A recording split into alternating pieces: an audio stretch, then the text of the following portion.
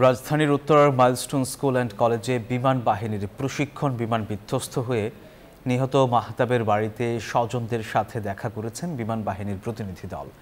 রোববার দুপুরে মাহতাবের গ্রামের বাড়ি কুমিল্লার দেবিদ্বার উপজেলার রাজামেহার ইউনিয়নের উখারি গ্রামে আসেন তারা। বিমান বাহিনী প্রধানের পক্ষ থেকে আসা প্রতিনিধি দল নিহত মোহাম্মদ মাহতাব রহমান ভূঁইয়ার সমাধিতে শ্রদ্ধা নিবেদন করেন। এ সময় উইং কমান্ডার আতিক হাসান বলেন, সারা দেশবাসী দোয়া করছে যেন এই শোক কাটিয়ে উঠতে পারেন। তদন্ত কার্যক্রম চলমান রয়েছে বলেও জানান তিনি।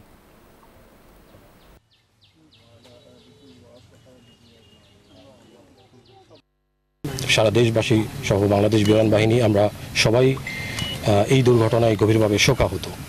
তো আমাদের বাংলাদেশ বিমান বাহিনীর সকল সদস্যের পক্ষ থেকে আমাদের সম্মানিত বিমান বাহিনী প্রধান মাহতাব ভূঁইয়ার কবরে আমরা শ্রদ্ধাঞ্জলি জানাতে এসেছি বিমান বাহিনী ঘাঁটি জহুরুল হকের পক্ষ থেকে। বান্ডেল থাকলে প্রতি সেনমানিতে টাকা বাঁচবে। বিকাশ সেনমানি বান্ডেল কিনে জিতুন প্রতি লেনদেনে।